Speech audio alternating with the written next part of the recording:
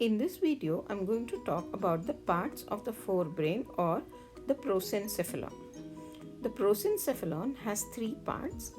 First one here that we are going to talk about is the olfactory lobes. The olfactory lobes are located at the inferior part of the brain, which is just above our nasal chambers. So here we can see the location of the olfactory lobes, that is the inferior side of the brain. Now there are a pair of olfactory lobes in which you can see a swollen part that is called as the olfactory bulb and a tubular structure that is the olfactory tract. Together they form the olfactory lobes. These olfactory lobes are concerned with the sense of smell. They are directly connected with the nasal chambers. The second part of the forebrain or prosencephalon is the cerebrum. The cerebrum, now as viewed from the top, this is the top view that we are seeing here.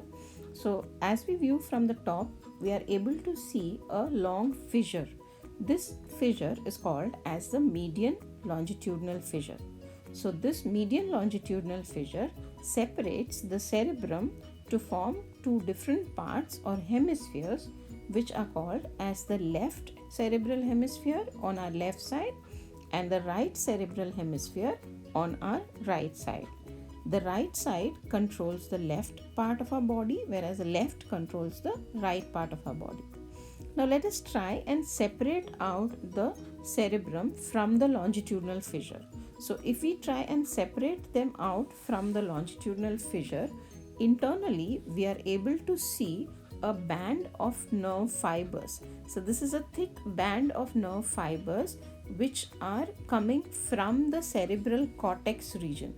So in the cerebral cortex, you have all the cytons of the neurons, and the axons or the nerve fibers then move internally into the central region of the cerebrum. So these bundles are about 200 million, and these tracts appear white in structure. So this is called as the corpus callosum. They help in connecting the left and the right cerebral hemispheres. So this is called as the corpus callosum. The cerebrum is demarcated into four different regions. So these are also called as the cerebral lobes.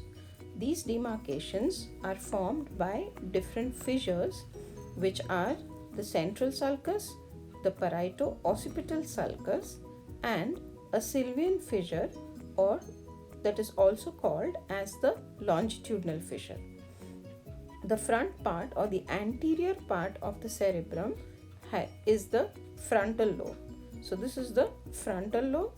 This frontal lobe is separated from the next lobe, that is the parietal lobe, by a central sulcus. The posterior part of the cerebrum has the occipital lobe. The occipital lobe is separated from the parietal by the parieto-occipital sulcus. The sides of the cerebrum is the temporal lobe, which is separated from the parietal and the frontal by the sylvian or the longitudinal fissure. Now let us see the functions of these four lobes. The frontal lobe is concerned with the voluntary motor activities of the body. It is also responsible for thinking, planning, problem solving, and decision making.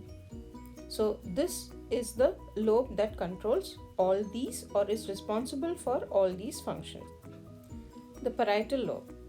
Parietal lobe is responsible for registering the feeling of touch, hotness, coldness, and pain. These are registered here. It is also responsible for the visuospatial processing. Then the occipital lobe. The occipital lobe is concerned with sensation of light, for receiving the sensation of light.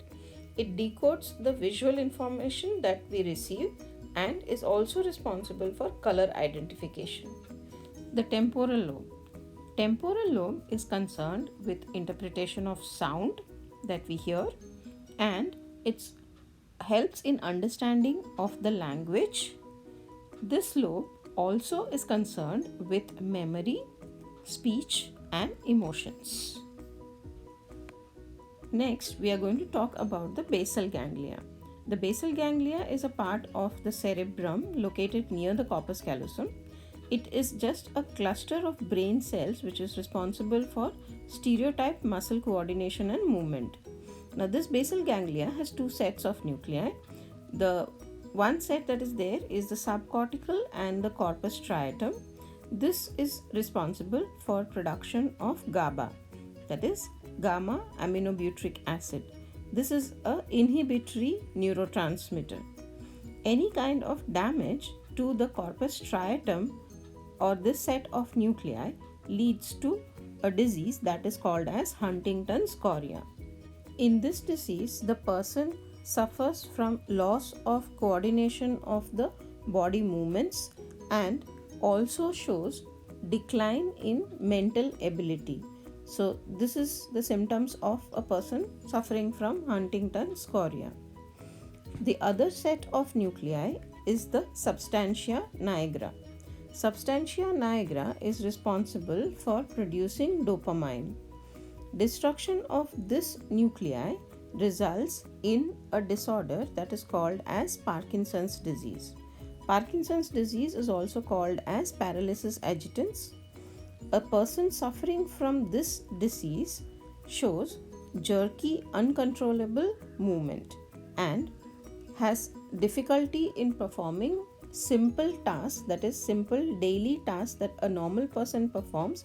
This person will not be able to perform those tasks. So, this is regarding the basal ganglia. Next, we talk about the limbic system. In the brain, near the basal ganglia is located the amygdala and the hippocampus.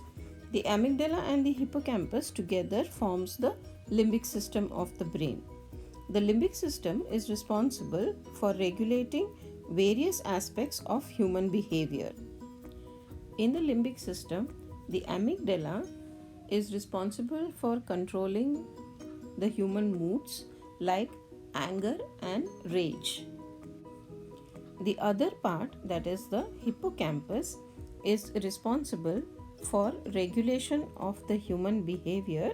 So basically, the function of the limbic system, that is regulation of human behavior, it also deals with other things like emotional reactions, motivation, and it is also responsible for converting the short-term memory to long-term memory. So this helps in learning and remembering things, and this is the part that deals with most of our emotions. The third part of the forebrain is the diencephalon. The diencephalon consists of three parts, that is the epithalamus, hypothalamus, and the thalamus.